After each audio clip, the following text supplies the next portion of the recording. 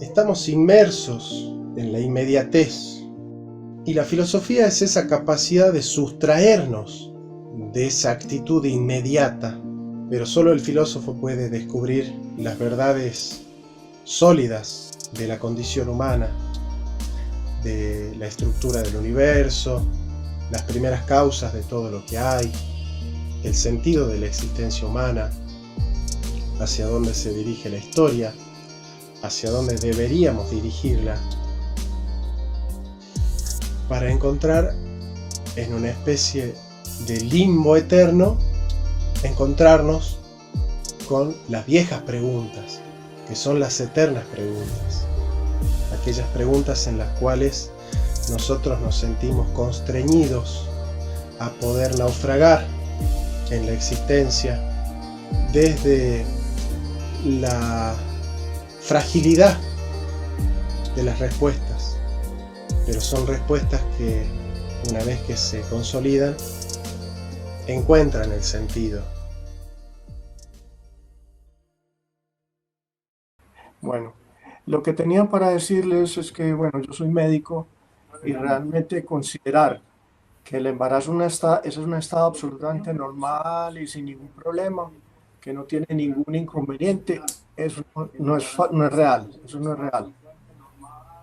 El embarazo es una situación tan límite que produce, que se asocia a un montón de enfermedades que son típicas del embarazo, que necesita la existencia de una especialidad médica con 3 años de entrenamiento adicional especiales para lograr una buena atención médica. Eso no es normal, eso es una situación completamente anormal. Si logro que esto se apague.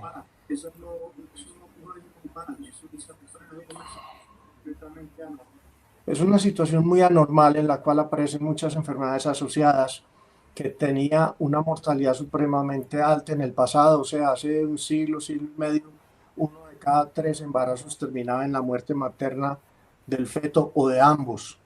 De manera que asumir que el cuerpo de la mujer está muy bien diseñado para tener partos es ignorar que la estructura de la mujer, especialmente la pelvis, especialmente en ciertas razas y especialmente en ciertas familias, es completamente inadecuado y que puede necesitar de un montón de atenciones médicas en algún momento, bien sea para prevenir o bien sea para controlar o bien sea para manejar enfermedades asociadas con ese embarazo. Entonces, no podemos partir de las bases filosóficas, digamos, escuetas, como ideales, sino que tenemos que acudir a la fisiología real y a lo que ocurre realmente pues, en la vida real. Un embarazo es anormal, es algo que necesita cuidados, eventualmente es de alto riesgo obstétrico y puede terminar en cirugías o tratamientos complejos y poniendo muy en riesgo la vida de la mamá o la vida del feto o la vida de ambos. Entonces, para Bueno, mira, empezar, yo creo que eso. bueno, A te ver, diría No lo sé vamos, si quiera, veo a Jonathan ahí ya vamos. con ¿Cómo ganas de andan, hablar, muchachos? no sé. bien. ¿Puedo contestar? Bueno, ¿Cómo entonces, no? si me permiten, Ajá. lo más importante es lo siguiente. Cuando estamos hablando de aborto, tenemos que hablar de las condiciones, no las condiciones ideales de una mamá que está en el primer mundo con toda la atención Bueno, pero médica, con ya un lo, respaldo económico, ya lo familiar, dije, ya social, lo, amplio que le permite tener un niño en unas condiciones ideales. ya Tenemos lo, que ya lo, empezar a pensar en qué ya sucede lo con la mamá dijiste eso. haitiana, que Ajá. tiene 5 hijos, que ha tenido 4 novios, ¿Vos que el escuchás, Andrés? quinto que la dejó embarazada ya se fue y que tiene Andrés, que decidir si Yo puede o sí. no puede Ah, él. criar un hijo, pues, un quinto con- hijo, que de hecho pone en riesgo a los otros 4 hijos. O sea que cuando hablamos de pro vida, tenemos que considerar varios detalles en el asunto, porque un hijo que tenga, por ejemplo, un síndrome de Down va a poner en problemas serios a todos los hermanitos que tiene Pero y estás les va a hablando de restar casos específicos posibilidades igual. reales A ver, y va a si nos terminar en oye, algún a lo momento Sigues mejor. hablando de una vida excepciones. más o menos larga, pero también puede terminar una vida que termine corto por las Raúl, complicaciones que se asocian al síndrome de A Andrés, Down. ver, si nos oyes, An- ¿vos De acá, tal escuchás manera cuando que te la hablamos? filosofía, Jonathan, ¿Escuchás cuando te hablamos? no te oímos. acá. No, ¿Me ¿Sí están me oyes? oyendo o no? Sí. Bueno, mira, ¿sí me escuchas? Arturo, ¿me estás oyendo? Yo sí. ¿Sí? ¿Tú me oyes? ¿nos oyes? ¿Tú nos oyes? Pues no nos oye, pues sí que sé Arturo, que... Hola, ¿se ahí me escucha? están oyendo. Sí A te vos sí te escuchamos, escuchamos. pero Vos no a nos nosotros escuchas no tú a nos nosotros. escuchás vos. Yo los estoy escuchando en este momento. Ah, Ah, bueno. bien, ¿Puedo Ya. contestar? dale. ¿Qué A tanto ver, pudieron oír de lo que ya puse sí, en yo sí te presente oí, o no te oyeron contesto nada? por eso, te contesto, yo te escuché, te contesto. Antes, en los siglos pasados, es cierto que, la expectativa de vida era menor, pero no solamente por embarazarse, sino en cualquier aspecto de la vida. O sea, Vamos a antes la tratar un gente tema vivía que 40 años, es dure. cierto eso. O sea, Arturo, eh, no entiendo nada. ¿Hay más personas hablando o qué? no, nomás yo. Ulises, no, Ulises está hablando y no apagó el micrófono. Por eso. Ah, disculpa. Apaga el micrófono, Ulises. Ya, ya. A ver, antes la expectativa de vida sí ciertamente era menor, pero no por embarazarse, sino en general. En los siglos pasados había una expectativa de vida hasta, creo que hasta 40 años, creo, ¿no? Arturo, A oigo ver, dos déjame voces y te no puedo digo, vamos entender por partes. nada. Te contesto primero yo y luego ya tú nos dices, ¿no? Tú ya hablaste, déjame te desarrollo y luego tú me das tus objeciones. No, pues ya se fue.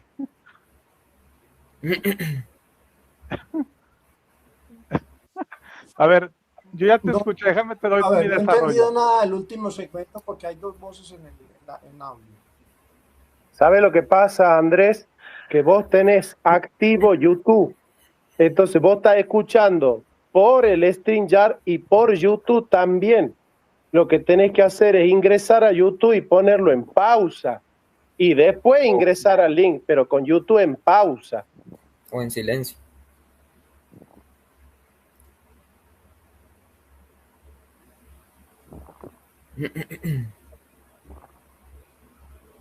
No escucho, ¿no? Ahí lo tengo en pausa, ¿se oye bien? Yo te escucho Sí. perfecto. ¿Vos nos escuchás bien a nosotros? Perfecto, ahí estamos, por fin nos comunicamos bien. Ahora sí. Bueno, seguí, Arturo. A ver, las expectativas de vida no nomás eran, o sea, los riesgos que... Ya se entendió eso. Ok. Vamos con otro. Bueno, entonces, dicho eso, Yo no he oído ese argumento. No, Dale de nuevo. a ver, te lo digo muy resumido, ¿no? Sí, por favor. En los riesgos de salud en el ser humano antes, es cierto que eran mayores, pero no concretamente por ser embarazo, sino en cualquier aspecto del ser humano, de la salud del ser humano, porque antes no había penicilina, no había vacunas, no había la tecnología que tenemos y era más herbolaria, ¿no? Entonces la expectativa de vida era más corta, pero era en general, no por embarazarse, sino en general del ser humano tenía, o sea, no es por el hecho de que la mujer se embarazara.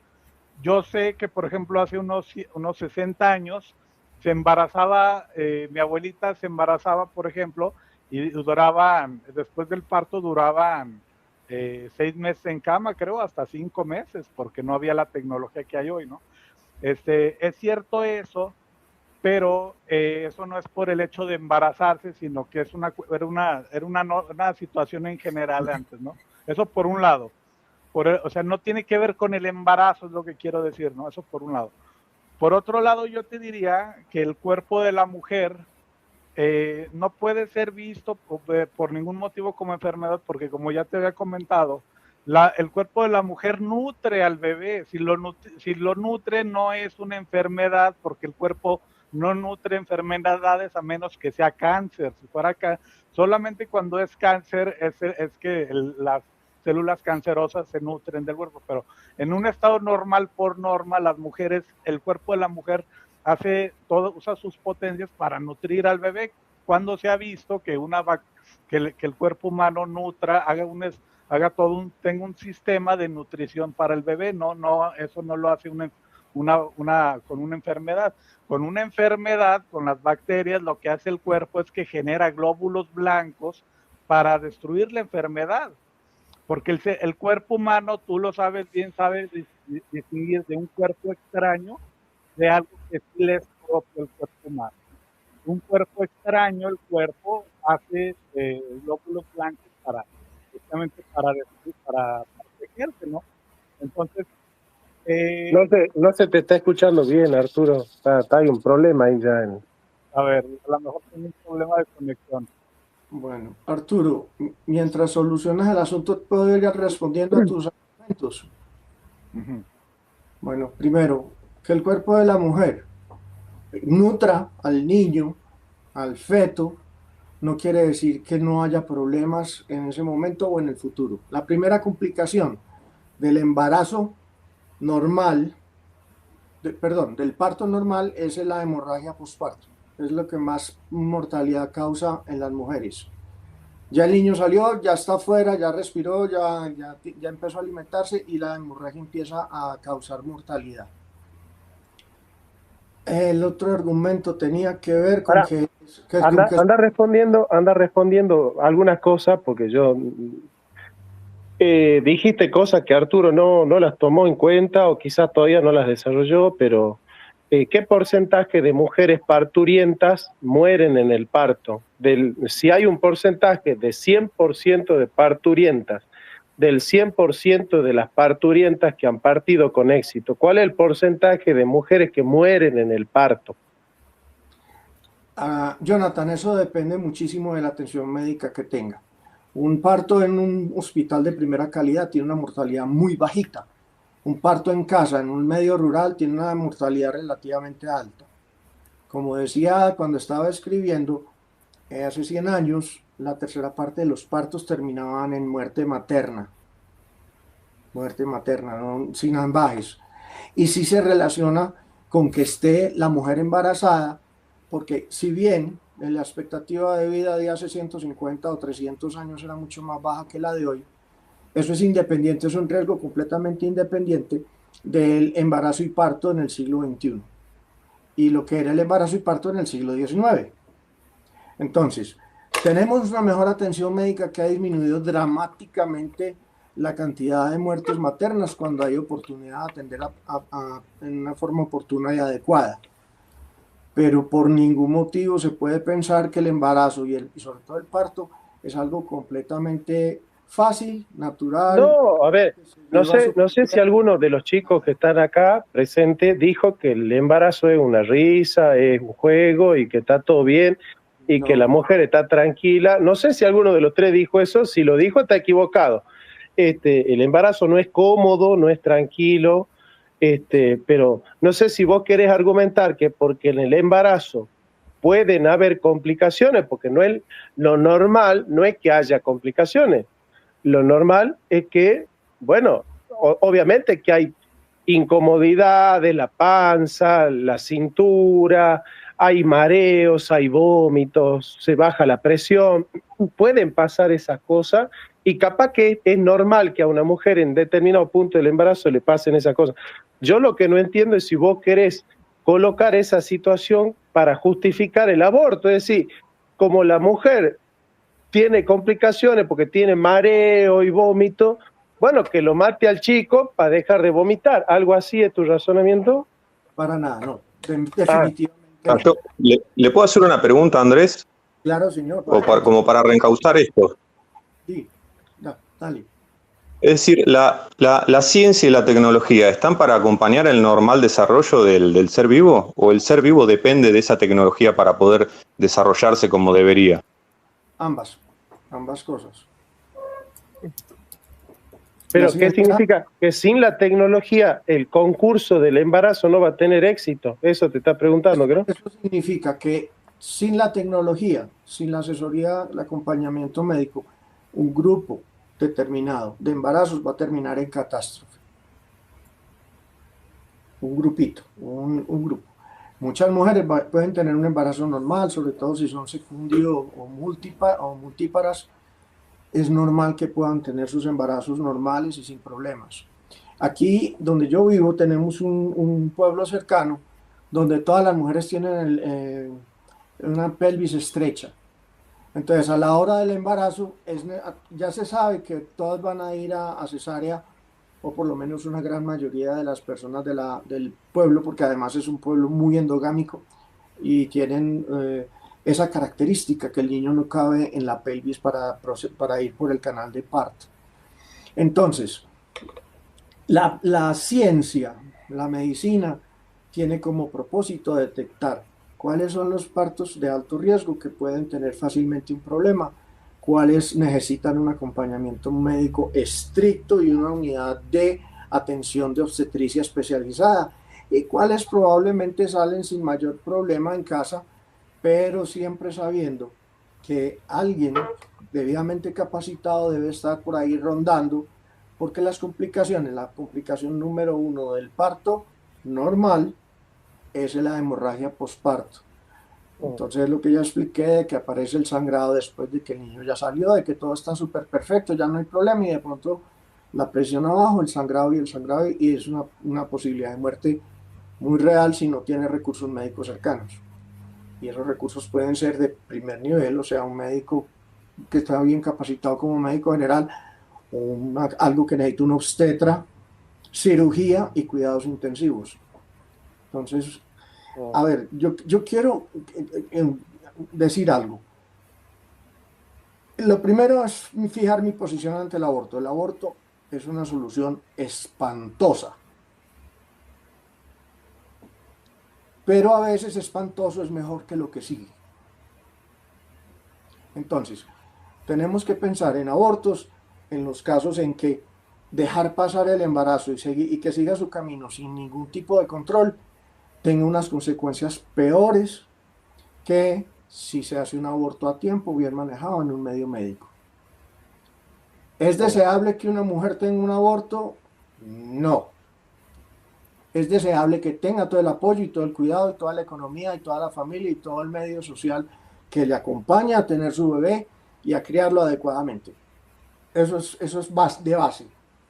Pero la vaina es que mientras más tercer mundo y mientras más medio rural, tenemos menos esas condiciones y la mujer está abandonada en un lugar relativamente lejano, que podría tener un carro al frente, pero no tiene quien la lleve al hospital, y cosas por el estilo, que terminan en crear una mortalidad y una morbilidad que es directamente proporcional a la falta de atención médica, a los bajos recursos económicos y a la baja educación. Pero a ver, déjame que te pregunte ahí una cosa.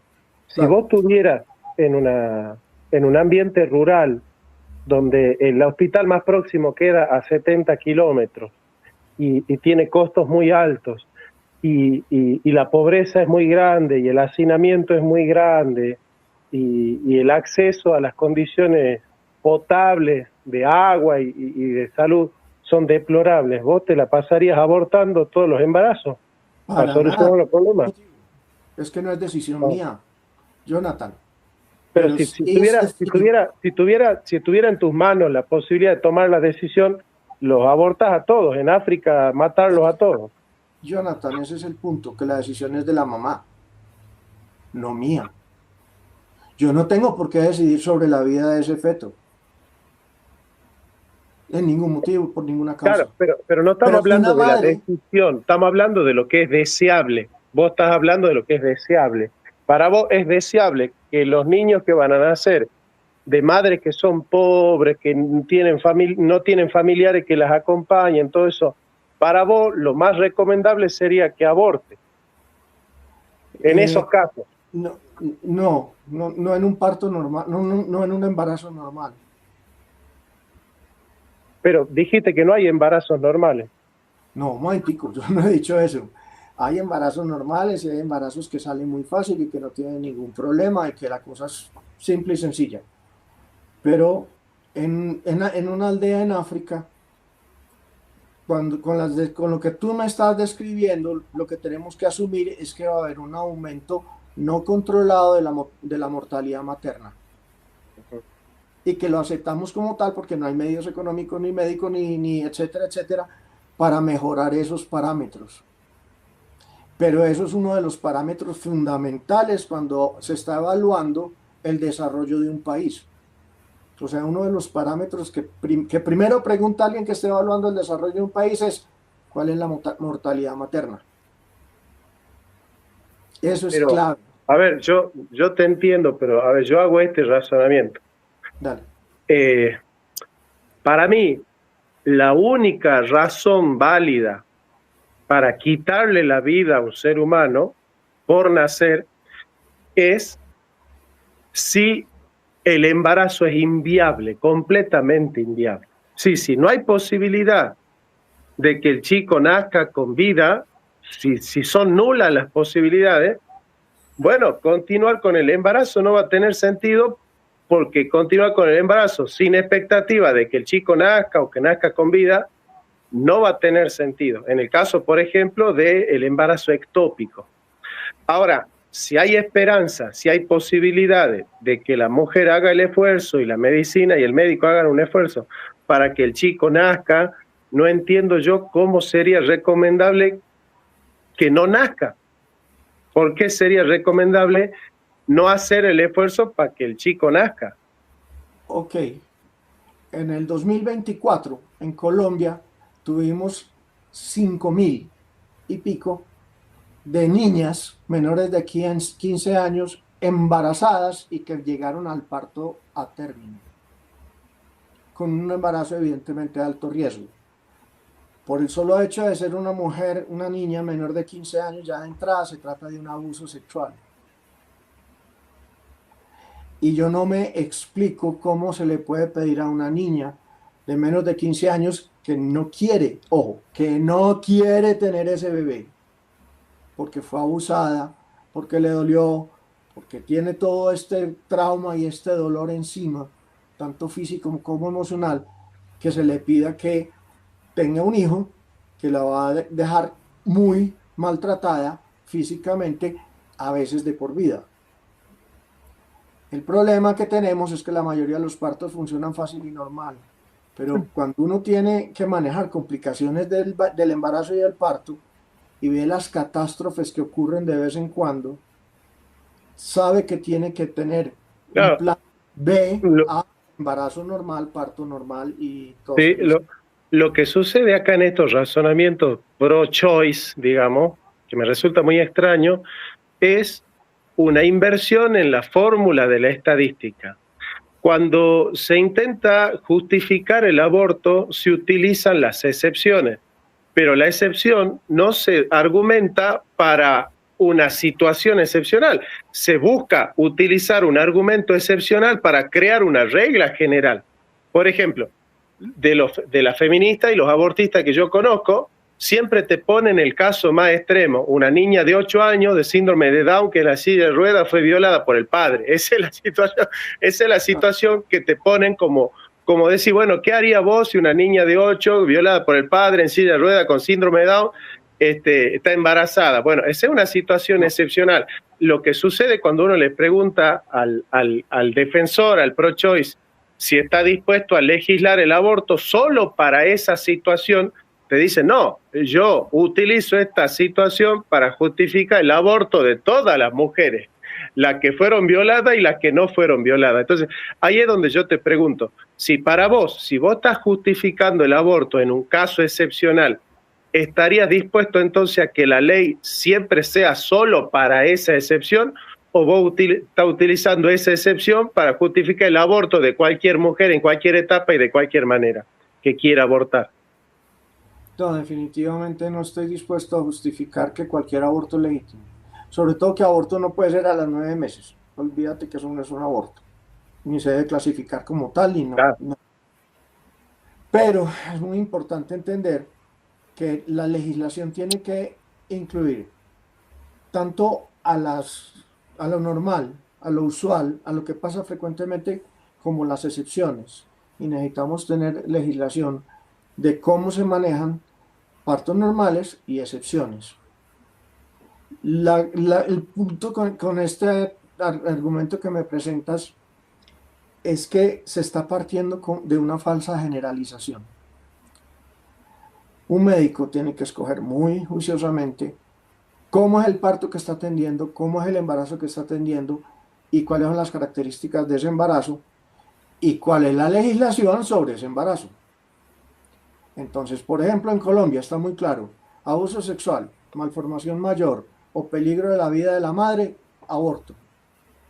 Si la mujer lo quiere, no se aborta porque yo decido que es lo mejor. Yo tengo el compromiso de decirle a esa mujer, pasa esto, los riesgos son estos, podemos tener estos problemas.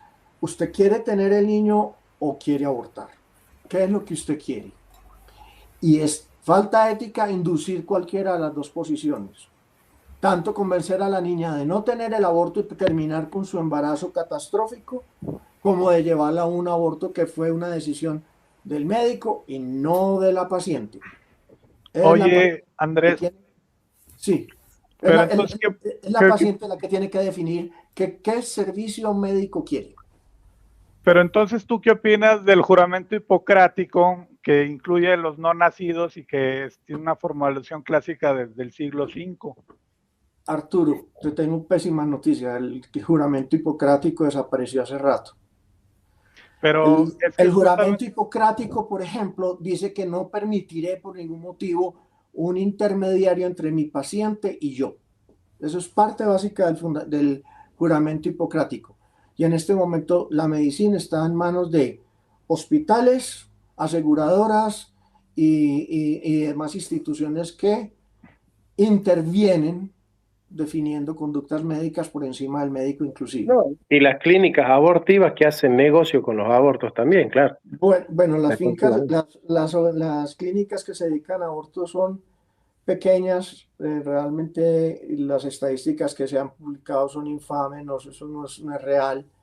Si usted oye los argumentos de Agustín Laje diciendo cuántos abortos ha hecho Planned Parenthood, resulta que cada uno de los lugares de... No, yo te hablo de lo que pasa acá en Salta. Si querés, okay, podemos contactarlo al director del Hospital Materno Infantil acá en Salta, Sergio Mangioni se llama, yo hablé con él. Sí.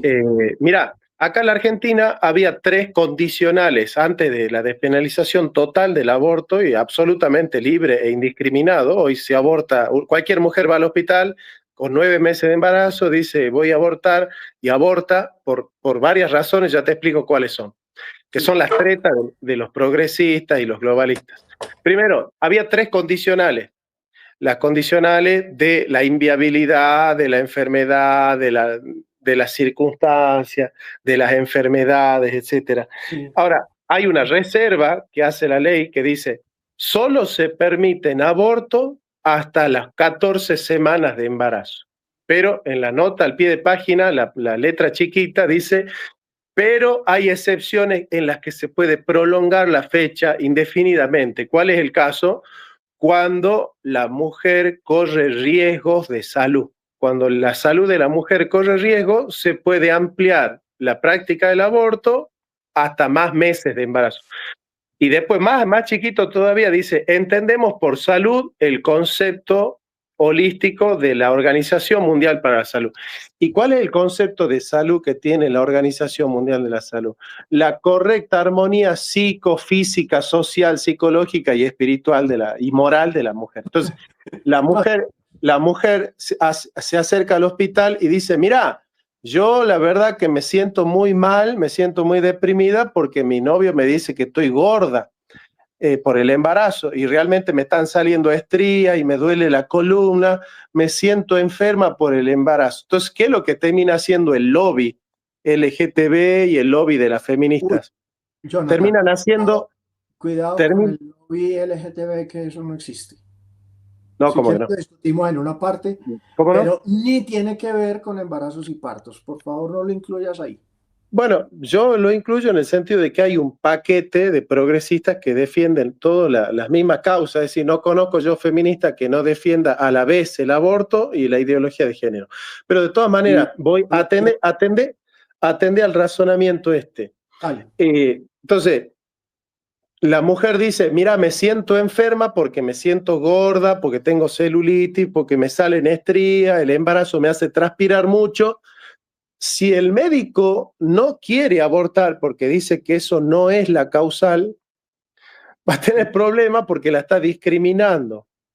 Entonces, ¿qué es lo que terminan haciendo? No pueden ejecutar objeción de conciencia y terminan practicando, y el director del Hospital Materno Infantil en Salta Capital, provincia de la Argentina, nos cuenta que hay 3.000 abortos en Salta por mes, 3.000 abortos por mes, y que hay mujeres con 9 meses de embarazo que terminan abortando. ¿Por qué? Porque una vez que se abre ese caballo de Troya, no lo podés frenar, porque vos no le podés decir a una mujer, che, mirá, vos sabés que vos tenés derecho a decir sobre tu cuerpo, pero ahora no. Esta situación, no podés practicar el aborto en esta situación. Y termina pasando que toda mujer que quiere abortar va a abortar. Pero ¿cuál es lo curioso? Que cuando te argumentan, te ponen a la mujer pobre, que no puede hacerlo porque no tiene dinero, pero termina siendo que cualquier mujer sin certificado de pobreza puede ir a abortar. Te ponen de ejemplo a la mujer con síndrome de Down, y te dice, una mujer síndrome de Down violada, ¿puede ir a abortar? Sí, pero a la hora de los bifes puede ir a abortar cualquier mujer sin certificado de salud mental. O sea, te ponen un argumento para defender el aborto absolutamente libre e irrestricto. Entonces, esa es la estrategia. La estrategia es decir, no, yo no estoy a favor de que cualquier mujer en cualquier momento y en cualquier situación y con cualquier motivo pueda practicar un aborto. Pero lo curioso es que cuando terminan dándose esa situación, todas las mujeres pueden abortar en cualquier momento del embarazo. Es más, busca, Arturo, si querés, busca en internet Abigail, una chica de Metán, una nenita que recién acababa de nacer. La madre era menor de edad, tenía 16 años, y le dijo a la médica, a la obstetra, que ella había querido practicarse un aborto y el médico no se lo practicó al aborto. Entonces, la médica, para solucionar el problema, ¿sabe qué hizo? La mató a Abigail. A la chiquita la mató. Sí, te lo pongo al caso. Ahora, fíjate vos que todos los pro vida fuimos, pero parate, te explico cómo son las cosas de hecho, cómo terminan pasando de hecho, cómo son las cosas de hecho. ¿Sabe qué pasó? Los pro vida fuimos a buscar que vaya presa la médica que mató a Abigail. ¿Y sabe quiénes salieron a defenderla a la médica por su heroica actuación? La misma que defendían el aborto. Entonces, una cosa es lo que uno dice cuando pone de ejemplo a la mujer, niña de 7 años, discapacitada, que fue violada por el padre. Bueno, ese es el argumento. Pero el argumento de fondo es que el que defiende el aborto defiende que toda mujer pueda abortar en cualquier momento de la etapa gestacional.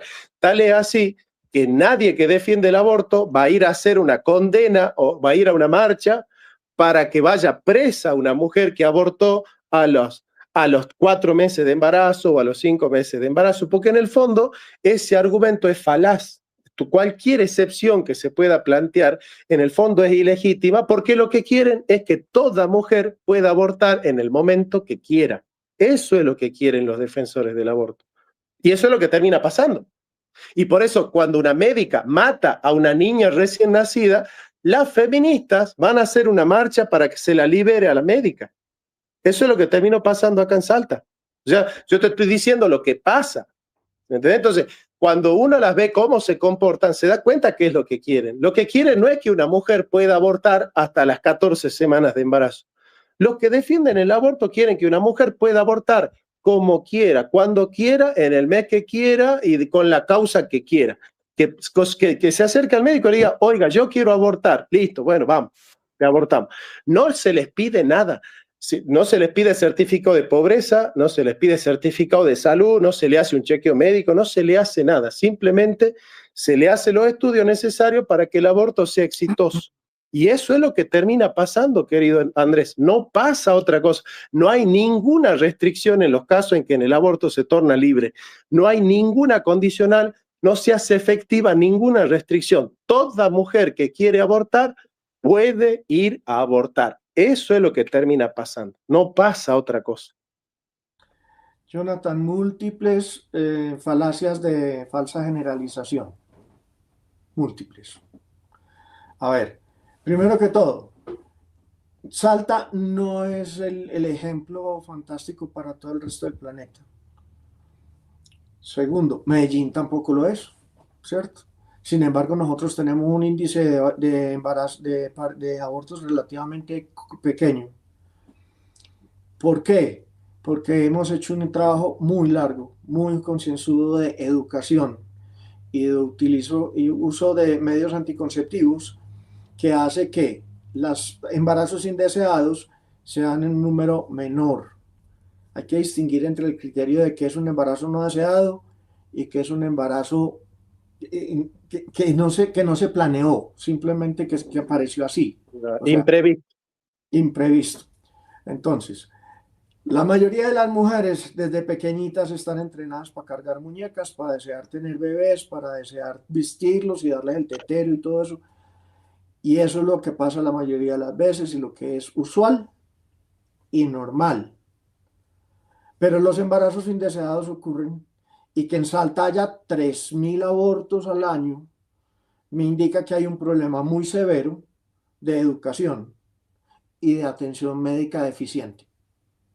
Entonces, tenemos que empezar a estratificar los partos y localizarlos por recursos económicos, por educación y por recursos médicos.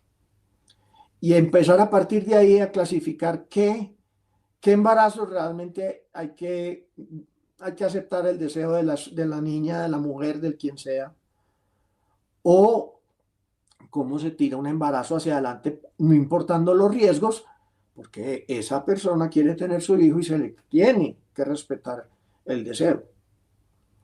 Ahora, desafortunadamente, la educación está ampliamente asociada a escuelas públicas y religiosas, en donde no es frecuente que se le indique a una niña de 12 años cuáles son los riesgos de un embarazo, cómo funciona y cómo no debe funcionar, porque se asume que la niña de 12 años es una niña y resulta que las niñas de 13 años, el 30% de ellas ya tienen su primer contacto sexual. Entonces, es estar entre la espada y la pared. No le puedo decir a la niña de 12 años que esto es educación sexual y esta es la forma de evitar un embarazo indeseado y esperar a que en el curso que sigue, donde todas tienen 13 añitos aproximadamente, ya aparezcan una o dos embarazadas, sobre todo después de vacaciones. Entonces, uno tiene que actuar con hechos. Yo estuve presente, o sea, yo vi toda la discusión que hiciste junto con Aristarchus. Algunos argumentos me parecieron muy buenos, otros no tan buenos, pero hubo un problema de fondo en todo el video, y es que no se tuvo en mente la situación de la mujer, solamente se dedicaron a los aspectos filosóficos del niño como ser, como persona, como individuo, como sujeto de derechos. Pero la mujer no apareció en ninguna parte, apenas Aristarchus mencionó por ahí un poquito el asunto. Pero tenemos que entender que el problema del aborto es un problema de la mujer. Lo que tenemos que hacer es que esa mujer tome la mejor decisión posible para su vida. Ese es el punto del trabajo médico con eso. Y hacia dónde deben ir las leyes y la filosofía. Porque no hubo un argumento filosófico en ninguna parte que nos dijera porque ese feto tiene más derechos que la madre. Y hay razones filosóficas para exigir a una madre que termine un embarazo porque el niño es más importante o más fundamental o tiene más derechos o lo que fuere. Hubo un argumento filosófico que nos dijera por qué los derechos del niño terminan estando por encima de los derechos. Pero ¿por qué más derechos? Si tiene los mismos derechos, no más derechos. Ese es el punto. ¿Sabes por qué se dice que tienen los mismos derechos? Porque se concibe que madre e hijo son dos distintos. Y resulta que en medicina, madre e hijo son un binomio. Y el niño, el feto, el embrión, es parte del organismo de la madre. Te voy a dar una sutileza que casi nadie menciona. notas que los fetos no tienen identidad. ¿Qué significa eso? Eso significa que no se les dan documentos de identidad, no se les pone nombre y no tienen identidad. No son un Bueno, no, organismo aparte. Acá, pero Son el vos mismo me estás organismo, hablando de identidad cívica, pero acá, entre otras. Entre claro, otras. no, Pero, lo que pasa es que... Es evidente que cuando estás al frente de una embarazada, el niño no es algo ajeno y aparte. Está No, ahí. ajeno no. No, nadie dice que el niño es ajeno a la madre, todo lo contrario, justamente la identidad del niño por nacer es que el hijo de la madre, y que la madre es, la mujer es la madre del niño. O sea, nosotros no negamos el vínculo, lo que no hacemos es utilizar el vínculo para derogar el derecho del niño. O sea, hay que atender una cosa, el niño, por su derecho a nacer, no está derogando la libertad de la madre, porque la libertad siempre está restricta al bien común. O sea, yo no te puedo decir que yo no soy libre porque no te puedo agarrar a trompadas y sin consecuencia, ¿me entendés? Y que eso significa que el Estado me está quitando mi libertad de agarrarte a trompada o meterte un tiro y después irme de vacaciones a Miami. Si eso es lo que yo quiero, yo soy libre de hacer lo que yo quiera.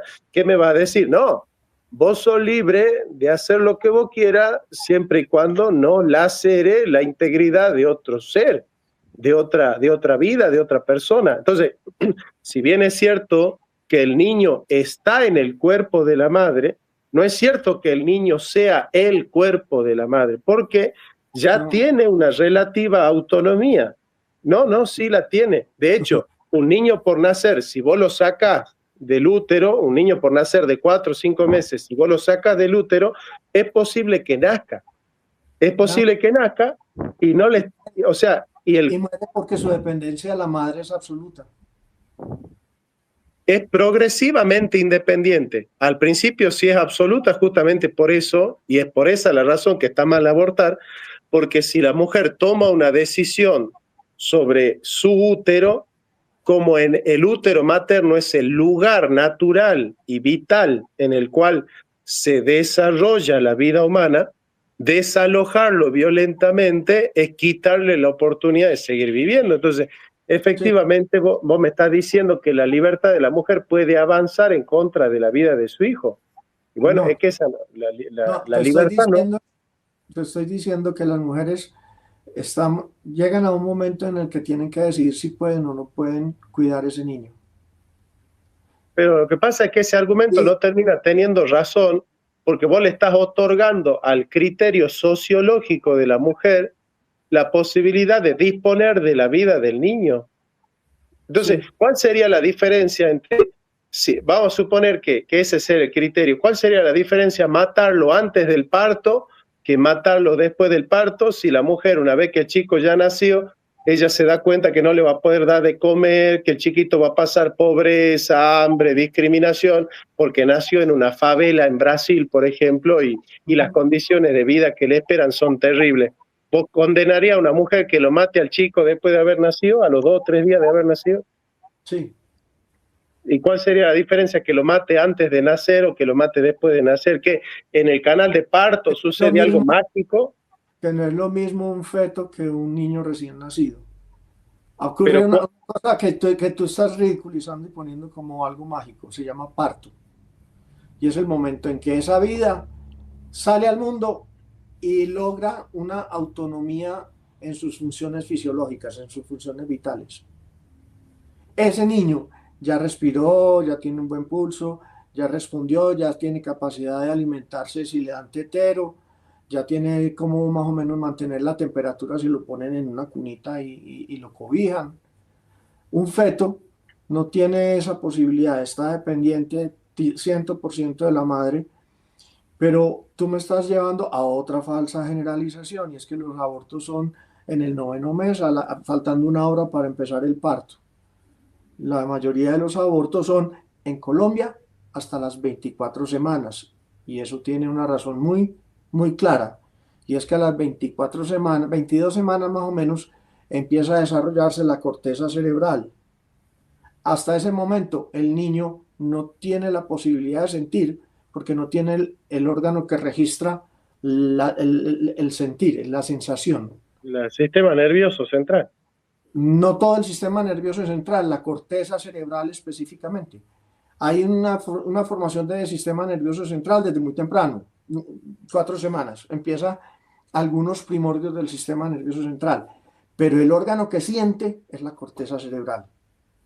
No es el hipotálamo, no es el cerebelo, no es la médula, es la corteza. Y o sea, si no tiene corteza, no se... El argumento tuyo es que como el niño necesita de la madre para poder seguir su estado evolutivo y embrionario, entonces eso significa que la madre tiene derecho sobre la vida del niño por nacer, porque él depende de ella. ¿Estamos hablando de condiciones especiales en ese caso de ese embarazo? No, todo embarazo. Porque No, en todo embarazo, el niño por nacer necesita de la madre. O sea, no todo embarazo va a aborto. La mayoría de los embarazos van a parto término y a nacimiento de un niño. Claro, no, pero a lo que vamos es que en este intercambio que estamos teniendo, vos me decís que hay una diferencia cualitativa en que hasta hace una hora de nacer el chico que estaba en la panza a una hora del parto, ese niño puede ser abortado porque está dentro del útero de la madre y la madre la necesita la madre absolutamente. Jonathan, he dicho 2 veces que un niño a los 9 meses ya no es un aborto. Podemos hablar de aborto, la inducción de un aborto hasta las 12 semanas en unos países, hasta 14 semanas en otros, en Colombia hasta 24 semanas. Por encima de 24 semanas no es un aborto, es un parto prematuro. Pero vos hace rato me dijiste que había una diferencia entre el niño que está dentro del útero del niño que está fuera del útero. Es más, me dijiste que el niño dentro del útero, aún a los 9 meses de embarazo, no tiene identidad. Pero eso es nuestra convención social. La identidad es una convención social. La identidad civil. La identidad civil. El niño antes del parto no tiene una identidad propia. Y si va en un avión, va con el mismo pasaje de la mamá, y si tiene que haber un trámite de una hospitalización o algo, son los documentos y los derechos de la mamá los que priman en ese asunto. Y el del feto no se considera en ese aspecto que tenga derechos, en ese aspecto. ¿Y en qué aspecto sí tiene derecho? Tiene derecho a ser cuidado, a tener una oportunidad de nacer si no es la peor opción para esa familia, sobre todo para esa mujer. Es que hay muchos casos que son muy difíciles. Tú pusiste unos casos de falsa generalización muy difíciles de manejar. Niña de Down de 8 años embarazada, eso, no. Pero te di los datos de Colombia, 5.000 niñas menores de 15 años, normales, pero menores de 15, que fueron abusadas sexualmente y que terminaron en embarazos, muchos de ellos sin controles prenatales, porque había que evitar los controles prenatales porque iban a averiguar quién fue quien abusó de la niña, y lo más frecuente es que haya sido el padre. Es un paquete de cosas que uno tiene que considerar cuando está trabajando en medicina. Es que no, el aborto no es un capricho, una mujer no aborta por deporte. O sea, nadie se va, venga, ay, este viernes nos vamos de farra para que podamos tener un aborto dentro de 3 meses.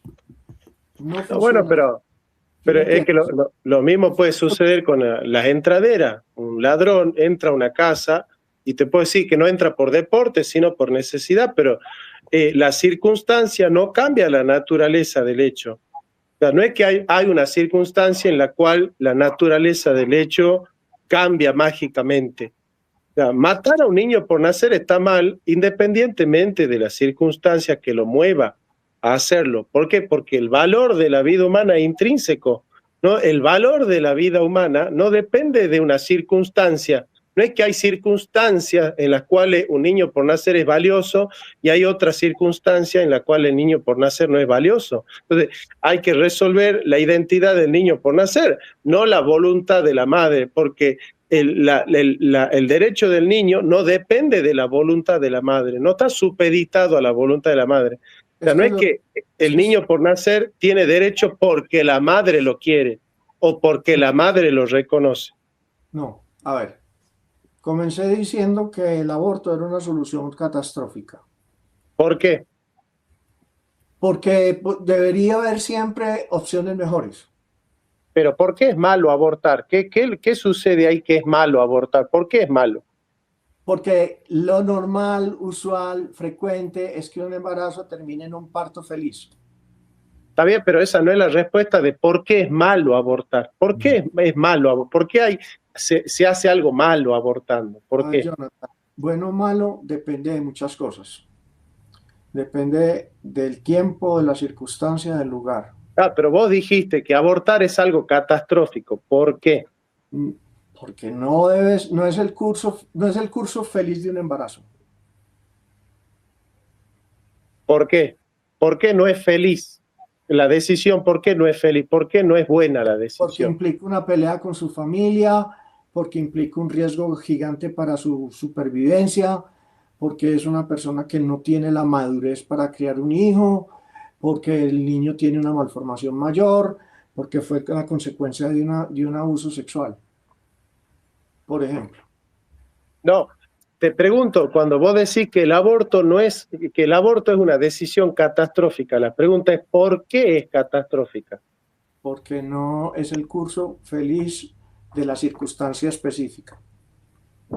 Claro, y la pregunta vuelve a ser la misma, ¿por Aborto qué no tiene es que haber un feliz? problema, para que haya un aborto tiene que haber un problema tan grave que esa mujer elija abortar en vez de tener su hijo como la mayoría de las mujeres. Y que en Salta haya 3.000 abortos indica que el problema es grande, Pero, que no son pero tú te das poquitos. cuenta, disculpa que te interrumpa, pero tú te das cuenta que tú acusas de falsa generalización y no sé qué, y, y no sé si es que estás siendo deshonesto o es que no te das cuenta lo que tú estás haciendo. Porque tú usas casos específicos para querer validar algo general. Tú quieres que se valide el aborto por casos específicos. Tú no estás defendiendo casos específicos o que se apruebe, por ejemplo, el aborto a esos casos específicos. Tú quieres que sea en general, que el aborto sea aprobado de manera general y lo A ver, justificas con casos específicos. No lo a estás ver, justificando con cosas generales, con a ver, casos generales. esa discusión ya se fue dada. Primero que todo, no me gusta que me digas deshonesto. Creo que he dado No, por razones eso y claro, pero argumentos. por eso te pregunto, Y no me sé si doy es que estás siendo perfectamente cuenta de lo que deshonesto estoy o es que no te estás dando diciendo. cuenta, porque estás acusando de generalización y eso es A lo que estás ver, haciendo tú. lo que necesitamos entender es que la mayoría de los casos no van a aborto y la legislación cubre los que van a aborto y los que no. ¿Y por qué ese aborto ocurrió? ¿Por qué esta mamá no tuvo el niño? ¿Por qué abortó? Eso está considerado en la legislación, es parte del trabajo de los legisladores. En Colombia está muy bien legislado eso. Y yo no estoy diciendo que todo el mundo tenga derecho a abortar, porque si es por capricho, a mí también me parece que no debe ser. ¿Sí me entiendes? Pero Si es, cuál Mira, sería Andrés, el límite, por ejemplo, de una mujer que tiene 5 meses de embarazo y te dice, mira, estoy teniendo muchos problemas de preeclampsia, de hipertensión, estoy teniendo vómito, diarrea, me siento mal, me siento gorda, deprimida, me siento muy mal. ¿Qué harías vos si fueses el médico en ese caso? Y ella te dice, mira, yo quiero abortar, no quiero ser a ver, mamá. si una mujer tiene a las 24 semanas, 5 meses, como dices tú, un problema de preeclampsia, eclampsia, una enfermedad hipertensiva del embarazo, es una paciente que va a tener 4 meses más de daño renal, 4 meses más de daño cardíaco, 4 meses más de daño de, de toda la parte osteomuscular de la persona, porque no va a ser un embarazo que corra con el aumento de peso normal, sino que va a ser sobreexcedida por los edemas. Esa persona llega y me dice, no me siento capaz, no puedo, no tengo apoyo de la familia, estoy enferma, se me siento deprimida, estoy sola, el novio, esposo, lo que fuera, se fue. Si es tal calvario el aborto, porque estamos en sobrepoblación mundial. Porque los médicos inventamos todos los sistemas de atención médica para evitar la mortalidad especialmente los antibióticos. Esa es la causa más última de la sobrepoblación que tenemos en este momento. Se puede discutir si hay sobrepoblación o no. Yo creo que sí, creo que tienen la razón en eso. Yo le quería preguntar a Andrés, porque recién Ulises comentó una situación. Yo acabo de observar también ya hace más o menos media hora, cuando afirmaste que toda niña que llega con un embarazo y tiene 15 años se trata de una violación. Creo que esto es lo que acaba de señalar recién Ulises, porque eso es una generalización. Nosotros acá en Argentina tenemos plagados de parejas menores de edad en donde no necesariamente una chica menor de edad es producto de una violación. O sea, hay parejas de chicos que por casos de negligencia terminan embarazados, pero no siempre se trata de un caso de violación. Mira, yo no sé cómo sea la legislación argentina. En Colombia es muy claro que un embarazo, una relación sexual con una persona menor de 15 años es un abuso sexual de menor. No, pero yo no estoy diciendo esto, yo estoy diciendo otra cosa. Porque sería, aunque sea consentida, decís vos, aunque sea consentida es violación. Aunque sea consentida, si es menor de 15 años es abuso sexual. Claro, pero yo estoy diciendo entre dos menores, ¿eh? Yo estoy diciendo entre dos menores, no.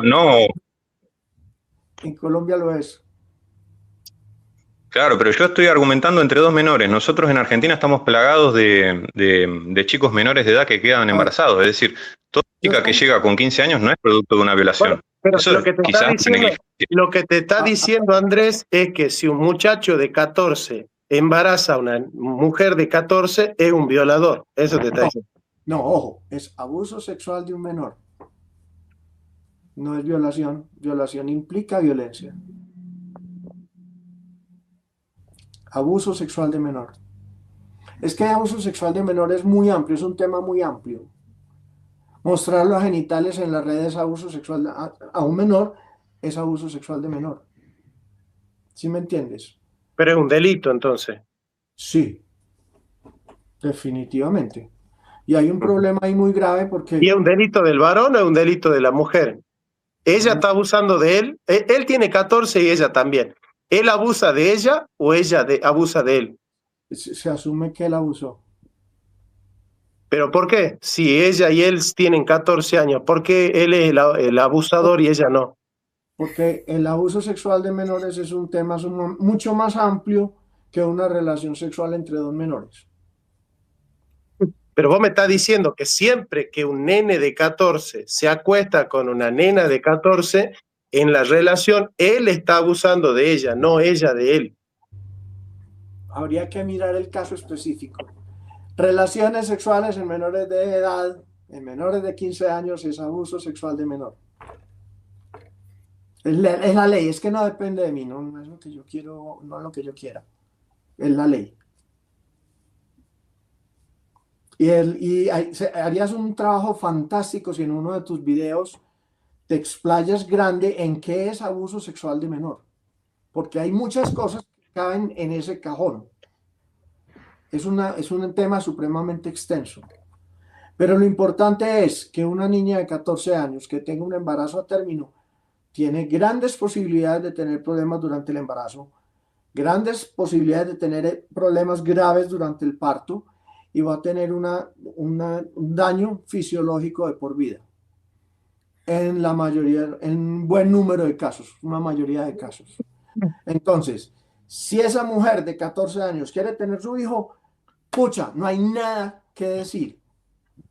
Pero si te dicen, oiga, no soy capaz, y mi papá no me apoya, y mi mamá menos, el novio ya voló, tiene 14 años, ya voló. Ya. Andrés, y para vos, ¿cuándo hay persona humana? ¿En el momento de la concepción o en qué momento se da? En el momento del parto, en el cual el feto adquiere autonomía e independencia fisiológica. Hasta ese momento, hasta el parto. ¿Qué autonomía tiene el niño recién nacido? ¿Cómo? ¿Qué autonomía tiene el niño recién nacido? Autonomía fisiológica. Fisiológica, ok. Todos sus sistemas orgánicos están funcionando por sí mismos sin la ayuda de algo o alguien más. O sea, para vos entonces matar a un niño a los 9 meses de embarazo es una catástrofe por la mujer, no por el niño, no por el derecho del niño, sino por el riesgo que corre la mujer. ¿Eso es? Todos, por el niño y por la mujer. Es que, entiéndeme, no me gusta que haya abortos, por mí que no hubiera ninguno. No me parece una buena opción, pero como dije al principio, pero a veces esa mala opción es el menor de dos males. Está bien, pero vos ahora me pones en la ecuación que es malo el aborto a los 9 meses de embarazo también por el niño. Pero hace 2 minutos dijiste que no hay niño. Jonathan, a los 9 meses no es un aborto. ¿Qué es? Un parto a término, a los 9 meses, parto a término. No, si la mujer lo mata al chico a los 9 meses de embarazo, ¿cómo se llama ese acto? A ver, ¿lo mata antes del parto o después del parto? Antes del parto. No hay forma de sacar un bebé de 9 meses en pedazos. No, olvídalo. No se puede matar a un feto dentro del útero intencionalmente. O sea que vos estás hablando de homicidio porque primero se tiene que inducir el parto y luego ejecutarlo. Pero es que además esa inducción de ese parto tiene grandísimas posibilidades de terminar en complicaciones serias como hemorragias postparto. ¿Sí me entiendes? Es que no es un aborto, es que estamos hablando de abortos hasta 24 semanas. Desde ahí para adelante son los casos de las discusiones filosóficas de personas que se clasifican como provida. Es lo otro que yo quería corregir. O sea, hablamos de personas, es que yo soy provida. No, mijo, todos somos provida. Todos queremos que los niños nazcan, que crezcan felices, gorditos y de cachetes colorados. Todos somos provida. Solo que en ciertas circunstancias hay que respaldar una decisión difícil, maluca, complicada y que tiene, o sea, que no es agradable, es que eso no es bueno, no es bonito. Que un embarazo termine en aborto no es bonito, no es satisfactorio. Claro, pero el deseo de la madre no es una situación complicada. El deseo de la madre es una situación arbitraria. No te entiendo. Claro, porque estás trayendo de que el deseo de la madre es lo que acabas de comentar hoy. O sea, en base a esto que vos estás diciendo ahora, yo lo que te digo es, el deseo de la madre no es una situación complicada, es una situación arbitraria, porque el hijo no está para satisfacer el deseo de la madre. Bueno, a ver, ahí hay varias cosas que hay que mirar con calma. Primero que todo, por lo menos el 50% de los embarazos son por deseo de la madre. Si el feto está para completar el deseo de la madre en esos casos. Ahora, que lleguemos a que las mujeres abortan solamente porque les place, eso es falso.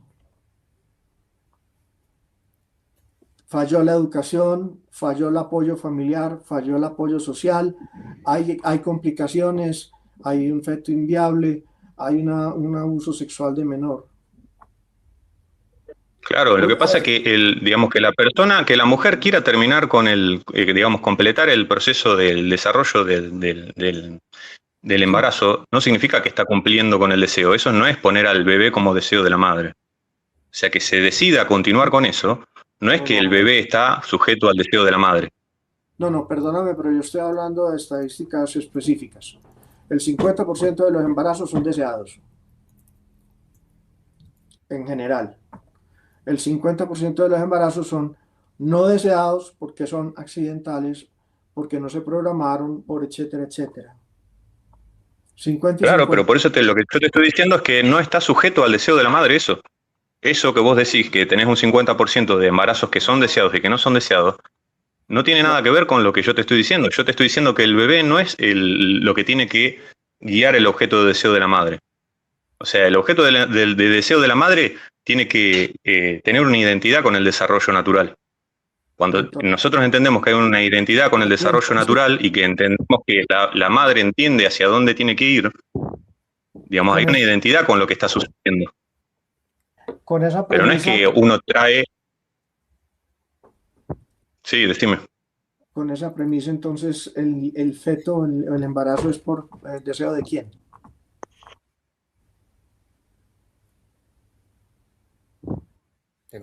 No, bueno, la cuestión del deseo de la madre tiene que ver con formar una familia, digamos, tiene que ver con otras cosas previas, no solamente con desearlo al hijo y el hijo venir a satisfacer ese deseo.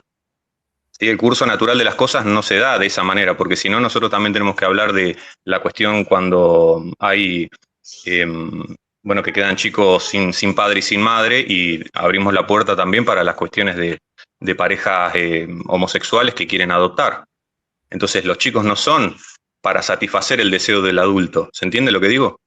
Yo te entiendo perfectamente y no comparto tu opinión. A ver, vamos a mirar, por ejemplo, la pareja homosexual. Decir que una adopción es solamente para complacer un capricho de una pareja homosexual es exactamente lo mismo que decir que un embarazo es un sistema para complacer el capricho de una pareja heterosexual. Ahora, está confirmado. No, porque en la pareja homosexual no hay una naturaleza en la que pueda traer en la que se pueda gestar un niño. Por eso es un capricho. En la pareja heterosexual sí. Ahí sí Bueno, existe la naturaleza en la que se puede pero procrear. con todo En un caso es un capricho y en el otro no. te doy entonces datos correspondientes. Las personas y parejas homosexuales tienen iguales o mejores resultados en la crianza de sus hijos que los heterosexuales. La capacidad de criar un hijo de una pareja homosexual es exactamente igual o mejor que la de una pareja heterosexual. Tener, no A criar. ver, Tener, bueno, procrear, déjenme, espérame, Caballo Rojas, procrear, vamos no a, tener, no criar. No, espérate que están dos hablando y no entiendo nada. a ver, Ulises, dame chance, nos acaba de acompañar Luis Rojas. Vamos a darle A mi hermano. oportunidad de expresarse. Nomás yo les diría que prendan la cámara para interactuar. Entonces, bienvenido, Luis. No sé si escuchaste aquí todo lo que hemos estado diciendo. Creo que sería importante también para tu interacción. También hay que mencionar, sería bueno que te presentes, Luis, y qué nos tienes que decir. Yo me imagino que estás en contexto de la plática, ¿no? Sí, hola, buenas noches. Soy Luis Rodríguez. Ya en un rato, Arturo, busco colocar la cámara. Me das unos minutos y ya yo la coloco. A ver, no, si quieres vayan desarrollando, porque ya tenían un punto en este momento. Sí vengo escuchando, pero hasta, o sea, los últimos 10, 15 minutos en este tema de la violación. Vi que Jonathan soltó un tema que había dicho Andrés. Sí, Andrés. Sí. Que era que una relación sexual entre dos menores era abuso sexual, porque entre todo menor, o sea, si hay un menor implicado es abuso sexual. Entre dos personas por debajo, si hay una de las personas por debajo de la edad de consentimiento, que es específica de cada legislación de cada país, okay. Si esa persona no tiene la edad de consentimiento, no importa que haya dicho que sí, es abuso sexual. Ok, y se dio el caso cuando eran, por darte un ejemplo, si es la mayor de edad, mujer, y el que está por debajo del umbral es hombre, ¿es abuso sexual? De la mujer. Sí, y entonces ahí está el detalle, cuando los dos sean menores, ¿quién de los dos va a ser? Porque es abuso te escuché que dijiste que era parte. ¿Pero de quién? ¿Del niño o de la niña? Eso le corresponde al juez definir eso. Okay, y si van a tener algún tipo subjetivo, entonces. Como de condena, pues, de penalty. Pero es subjetivo, entonces, no es objetivo, sino es un criterio subjetivo. Es un criterio que depende de las circunstancias. Para los jueces, ese es el trabajo del juez. Sí, pero en este caso... Sí, pero el caso que se está planteando es ambos tenían consentimiento, pero eran menores ambos. Ambos dieron consentimiento por debajo de la edad de consentimiento. Claro, exacto. Eso es lo que te estoy planteando. Ambos dieron consentimiento y ambos están por debajo de la edad de ese consentimiento aceptable. De ese consentimiento establecido por la ley de ese país. Va a decir el juez cuál va a ser el criterio que va a usar el juez objetivo, porque no puede ser subjetivo.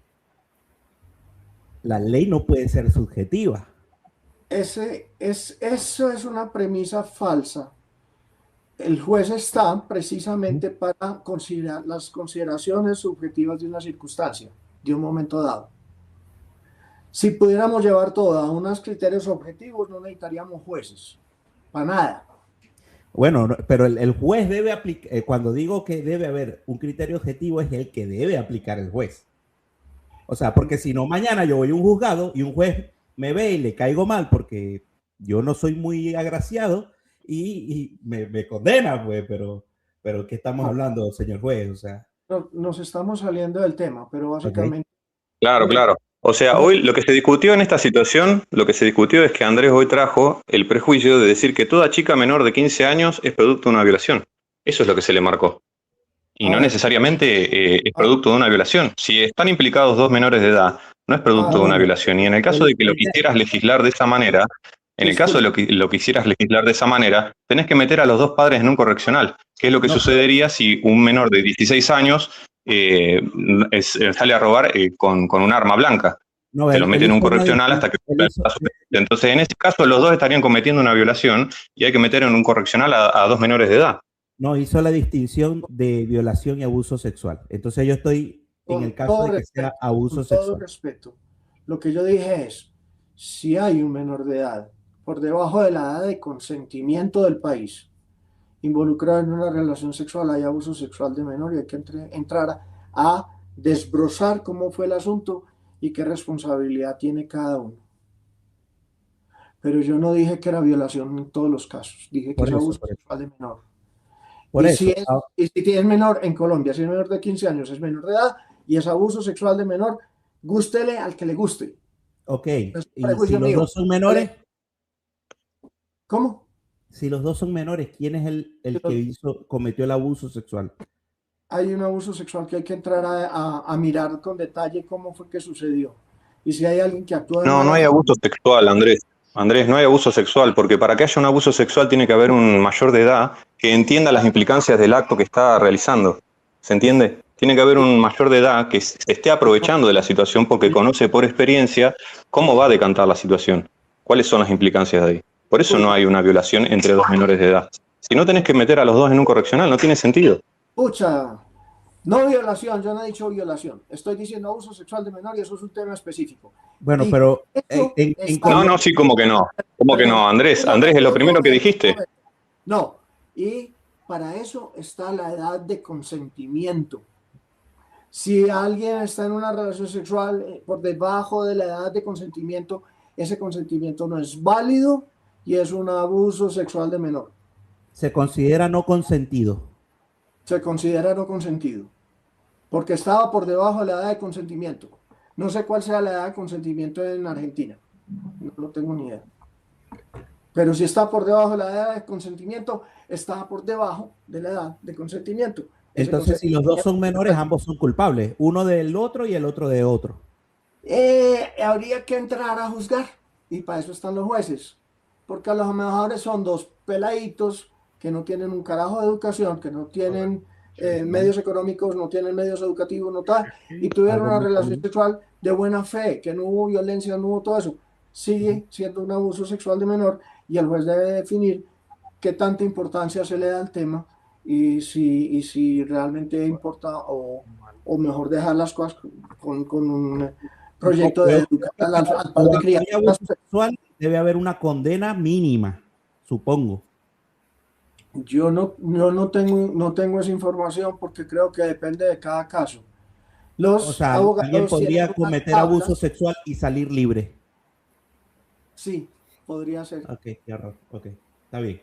No, qué horror que entre el 20 y el 30% de las mujeres reporten abuso sexual durante infancia o adolescencia, usualmente por sus padres, y que nunca aparezca esa estadística en ninguna parte y no pase nada.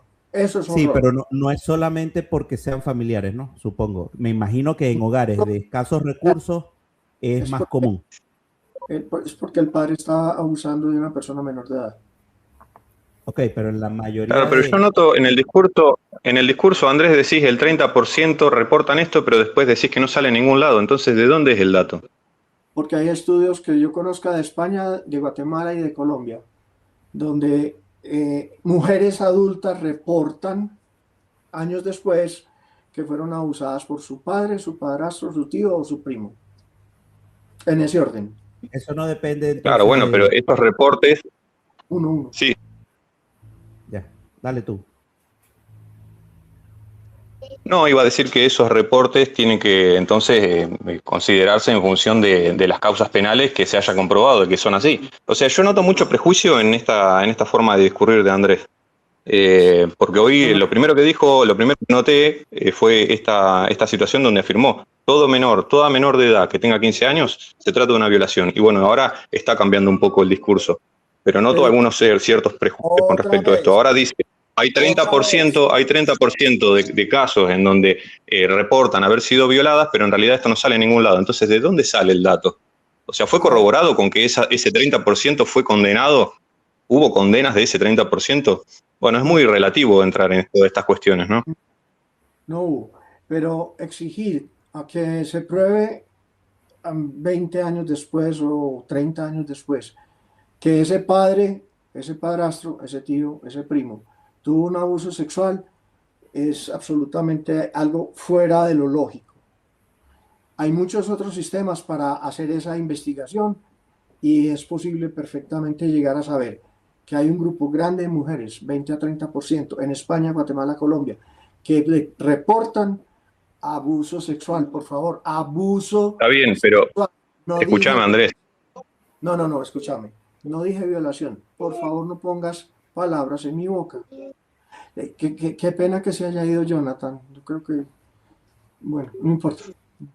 Entonces, a ver, tenemos un grupo de mujeres que son abusadas antes de los 15 años, que se considera abuso sexual de menor automáticamente, porque está por debajo de la edad de consentimiento en Colombia, que quedan embarazadas y que tienen un embarazo y un parto.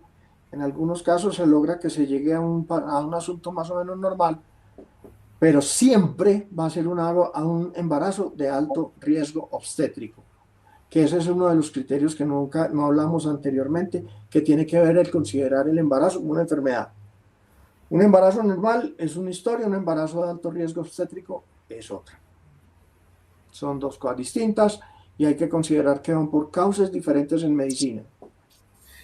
Si Tú una estás, muchachita, si una muchachita tiene 15 años y queda en embarazo, es un embarazo de alto riesgo obstétrico y si el contacto sexual fue antes de la edad de consentimiento, es un abuso sexual de menor. Claro, lo que sucede ahí, querido Andrés, son varias Si estás cosas. hablando, Jonathan, no te oímos. ¿No me escuchas? este, sí, yo sí te escucho. Sí, se escucha. Andrés, ya va, quiero saber Jonathan, algo, disculpa que interrumpa todo, pero quiero dale, qué saber pena. algo. Tú Dale, dale. estás apelando al aborto, a que se apruebe el aborto, pero sin casos específicos, o sea, en general. Quiero tener No, eso claro porque no entiendo. no es porque yo me aburrí y me fui. No me parece lógico. Y me parece que debe estar Claro, legislado en por una eso, con condiciones, que hayan condiciones. sí, pero tampoco que esas condiciones sean extremas y que necesite haber una catástrofe inminente Lo que para pasa, que una mujer pueda abortar. Me Claro, es lo parece No, que que te... una mujer Por eso, que ahora, por tenga... eso. ahora, Jonathan, no te estamos oyendo. No te quiero estamos saber, oyendo. Maestro Ramos, quiero saber, allá en Argentina está aprobado el aborto. Pero me dice Andrés que no me escucha. sí, ¿O sí? yo sí te escucho. Yo sí lo escucho. Yo ¿Y no. Sí, cómo es posible que ustedes me escuchen y Eso tan Andrés raro. no? Si ustedes lo ¿No escuchan, ve? lo digo. Yo yo escucho sí lo también. escucho. Es Yo sí te rarísimo. escucho. ¿El aborto en Argentina está permitido? ¿Está Sí, legalizado o algo? sí. Entonces, no sé si quizá esto sea, no quiero que tómenlo con pinza, pero date cuenta una cosa, Andrés. en Argentina está aprobado el aborto y Salta, que está en Argentina, Sí. te dijo el maestro Ramos que tiene un índice al año de tanto de abortos. Lo Entonces que pasa es que, te das cuenta que cuando es algo que no es controlado, cuando no es controlado, se puede pasar eso. O sea que si tú apruebas por casos excepcionales una regla general, pasa ese tipo de cosas. no, lo que pasa es que él mismo te está Es, explicando hombre, yo no lo que oigo a termina. Jonathan, ¿por qué? A ti A, te oigo, Álvaro, Arturo que habló ahorita, lo a oí, ver, salgo y vuelvo a entrar, a ver. su volumen. Porque tú Ah, estás apelando al aborto general, no específico, y puede ocurrir ese tipo de violaciones de la Yo ley. yo estoy apelando que si una mujer tiene necesidad de abortar, no debe ser penalizada. Ese es mi punto. Mira, yo creo que Ahora una, sí me escuchás. Ahora sí, perfecto. Bien, bueno, acá hay varias cosas que por ahí son un poco más epistemológicas, digamos, ¿no? Porque vos estás hablando como médico, y quieres resolver médicamente cuestiones que no son médicas, como por ejemplo las cuestiones del derecho, de la ética, de la antropología, que ya son cuestiones distintas. Pero ¿por qué te digo esto? Porque si bien médicamente vos podés probar que un embarazo puede traer complicaciones, no que las traiga necesariamente, pero que sí que las pueda traer, eh, eso no implica necesariamente que la mujer tenga derecho a abortar, porque el derecho a abortar no es la práctica médica, es una cuestión jurídica, ética, política, antropológica, etcétera, etcétera, etcétera, digamos, ¿no? Entonces, hay que tener en cuenta ya también otros factores a la hora de evaluar esta cuestión, que para eso hay que hablar de ética, hablar de antropología filosófica y cosas distintas. No se sigue que un embarazo sea complicado, no se sigue que la mujer tenga derecho a abortar, no se sigue, no se sigue. No se sigue que para que haya abuso, que es lo que quería hablar Luis Ro, y con esto los dejo, porque los quiero ver, eh, que, para que haya abuso tiene que haber justamente una posición de privilegio de uno con respecto al otro. No puede haber abuso si no hay uno que está en una situación de ventaja con respecto al otro, si no, no hay abuso. No, Pero bueno, ese es un concepto que te tiro. no, no, no, Te no, no, escucho, te voy escuchando. no necesitas cumplir ese requisito. Hay múltiples cosas que constituyen abuso sexual de un menor que no tienen esa posición de ventaja o privilegio, que también sí es un criterio importante en el asunto, pero no es el punto fundamental. El punto fundamental es, si tiene una relación sexual con una persona menor de la edad de consentimiento del país, es un abuso sexual de menor. Punto. No hay atenuantes, no hay forma de barajar el asunto. Si hay un pleito y van al juzgado, ya el juez verá qué exige de pruebas y de forma de conformar un criterio de qué fue lo que pasó. Si fue algo realmente inocente porque eran dos personas incompetentes para tomar una decisión que sí tomaron, es un asunto, y otra cosa es si es una persona que ya ha tenido 5 abusos o 20 abusos en la misma zona, en la misma área de donde vive. Son dos casos distintos y eso lo tiene que tomar es el juez. Y ellos tienen sus tablas para tasar las condenas. Cuando la condena digamos, simbólica y cuando la condena es con agravantes y que la persona tiene que ir a una cárcel o a un lugar para menores delincuentes.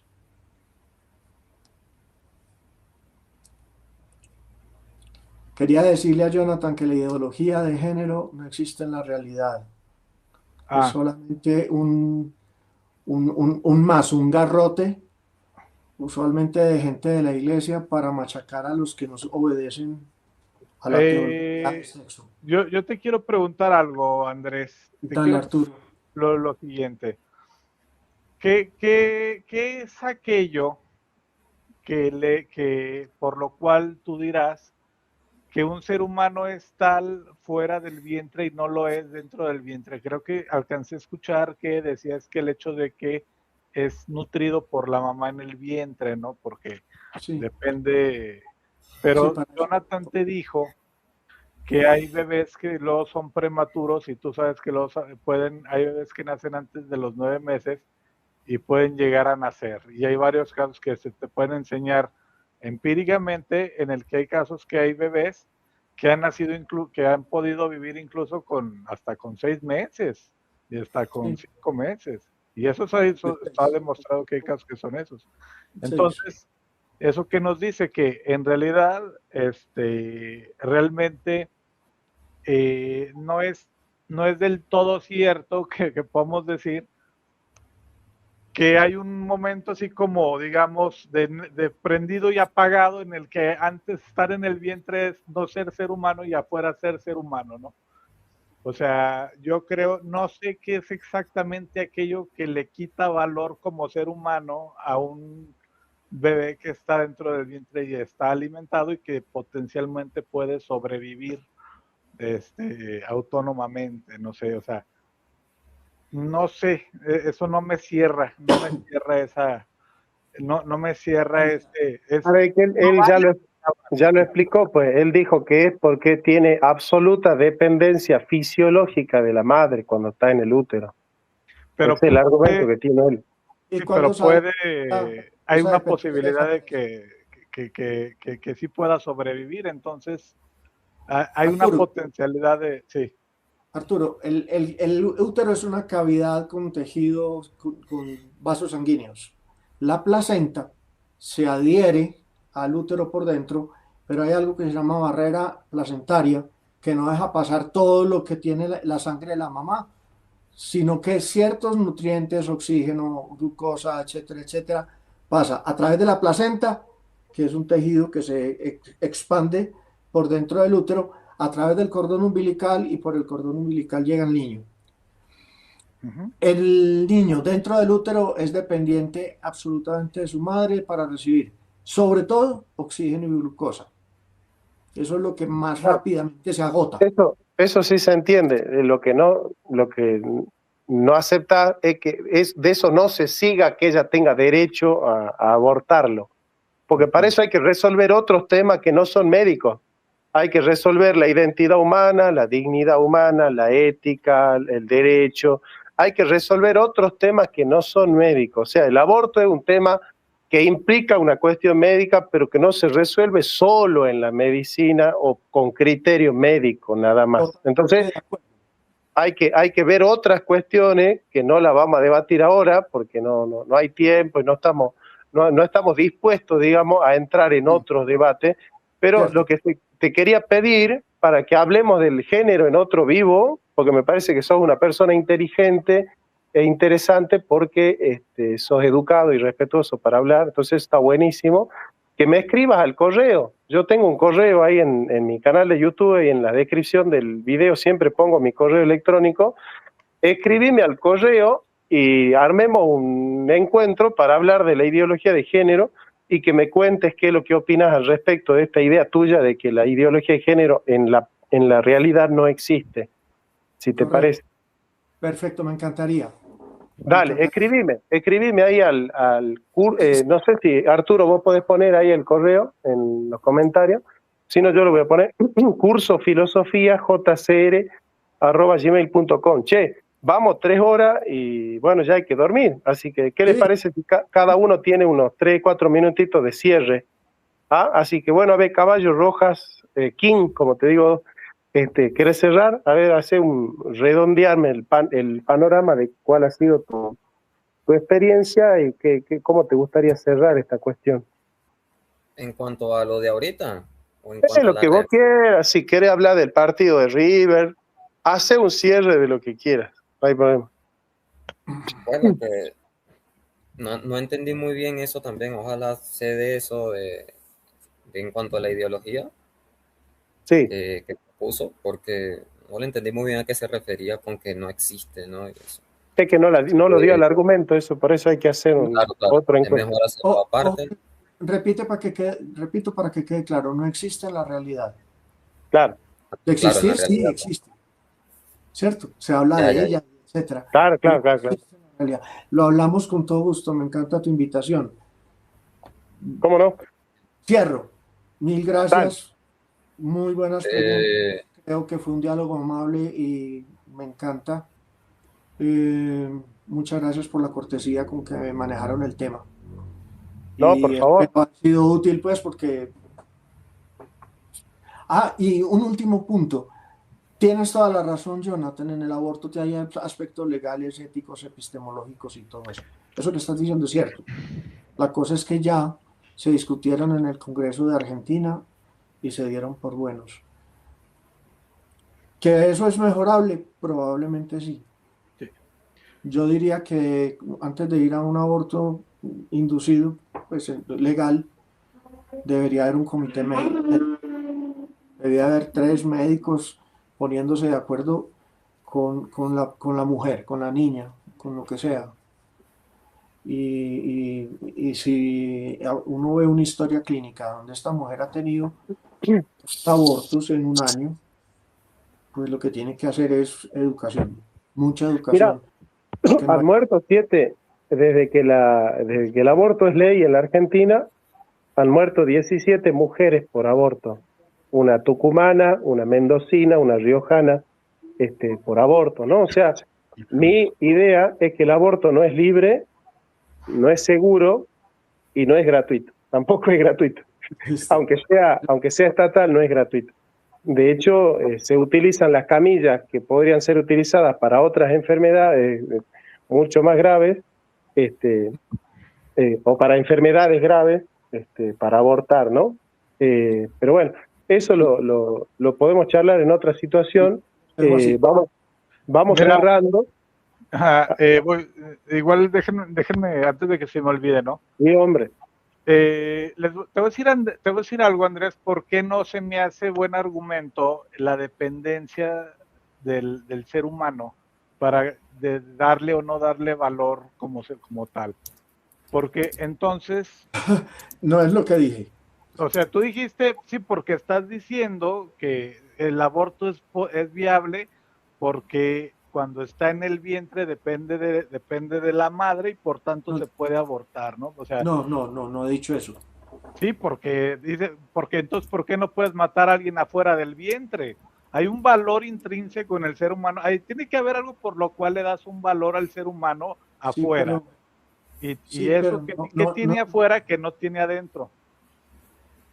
La identidad cívica, dijo él, pues. La identidad cívica tiene documento de identidad. Pero eso relaciona con identidad cívica, ¿cierto? Pero eso... Pero el asunto es, el aborto es una solución mediocre, no es deseable, pero en algunos casos hay razones que hay que evaluar, que se debe atender a la necesidad médica de la madre. Y si está cubierto por la ley, quiere decir que ya eso lo discutieron legalmente, epistemológicamente y éticamente en la legislación del país y dijeron que eso era lo que consideraban correcto. No, lo que pasa es que a veces los debates no tienen en cuenta muchas cosas. Te pongo, por ejemplo, acá en la Argentina se debatió la ley de identidad de género. ¿Sí? Con lo cual vos podés tener un género no binario, pero no se debatió con qué régimen jubilatorio, porque las mujeres se jubilan con 65 y los hombres con 70. Bueno, esas personas de género no binario no tienen régimen jubilatorio. ¿Te das cuenta? O sea, no significa que porque se haya promulgado una ley que se haya resuelto la problemática. O sea, la problemática no se resuelve solo por la promulgación de una ley. Lo discutimos la próxima porque es que hay que empezar por definir sexo, género e identidad. Bueno, cómo no, pero cómo no. Arturo, de todas maneras, ahora no hagas un argumento que vuelva a abrirlo al debate. Cerralo al debate, no lo sigas abriendo. Por eso sí. Yo para cerrar diría, a ver, yo creo que es importante definir varias cosas para un tema como este, digo, ya no con intención de abrir, sino de cerrar. Pero me viene a la mente esto, yo creo que es importante definir estos puntos. ¿qué es aquello por lo cual vale el ser humano afuera y por qué no vale, y qué diferencia hay adentro, ¿no? Si a mí me dijeran que fuera la dependencia, bueno, una persona que está dependiendo de una máquina, porque hay gente que no tiene el corazón y le ponen un corazón artificial y está siendo dependiente y no vive sin una máquina que bombee sangre, bueno, entonces esa persona no vale. O una persona en coma que está dependiendo de una máquina que lo está alimentando. No, lo que pasa es que él dijo dependencia fisiológica, no dijo cualquier dependencia. Por eso, para debatir hay que escuchar lo que el otro está diciendo. Sí, pero de todos modos... O sea, se puede rebatir lo que él dice, pero vos estás partiendo de cosas como si no hubiese escuchado lo que él dice. ¿Me entiendes? Sí, pero yo creo que aquí el punto central, bueno, ya para cerrar, es ¿qué hay, qué lo hace, qué es lo que le da valor intrínseco al ser humano que no lo tiene adentro? Eso yo creo que es lo primero. Es una gran pregunta, exacto.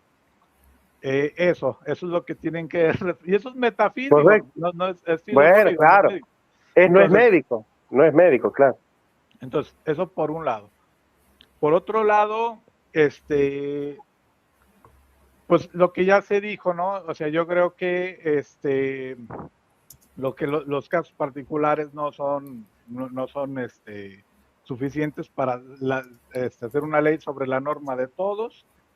Y una última cosa que yo podría pensar como muy tomistamente es, si el cuerpo humano nos muestra objetivamente estando, o sea, como una realidad extrínseca, que el cuerpo de la madre y el cuerpo del bebé luchan y se desarrollan para vivir, yo creo que el doctor debe de ayudar ese esfuerzo que hace objetivamente el cuerpo humano para sobrevivir, el cuerpo de la mamá para que viva el bebé y el cuerpo bebé para vivir el mismo, porque incluso después de nacer, la mamá sigue teniendo procesos para que siga viviendo bien el bebé. Por ejemplo, la leche materna es la leche más apta para el bebé porque le da anticuerpos, le da defensas que precisamente perpetúan ese esfuerzo de vivir y de preservar la vida, ¿no?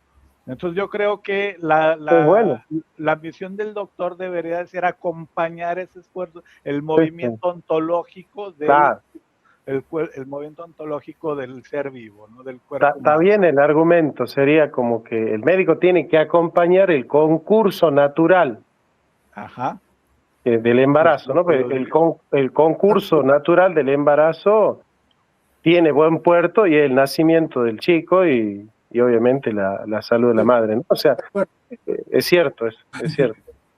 Ahora, ten en cuenta, Arturo, que yo era el médico del programa de prenatal de un hospital que cubría un área de 500.000 personas y atendí muchísimos partos normales y a veces complicados porque trabajaba en un área muy difícil y no siempre era posible sacar a la mujer a un hospital que tuviera más recursos que yo.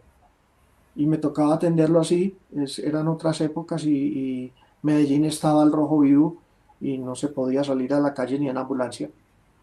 Y me tocaba atender el parto así estuviera complicado. Créeme, Arturo, que yo prefiero que un niño nazca y que nazca bien y que crezca bien. Estuve muy poquitas veces en crecimiento y desarrollo, pero en prenatal y en obstetricia estuve mucho y eso es muy asustador, entre otras cosas, porque los partos son bastante caprichosos a veces. Necesita tener uno experiencia y grande. Y lo hacen mejor los especialistas que los médicos generales. Yo soy médico general. Claro. Gustavo Porteño. Perdón. Bueno, yo quería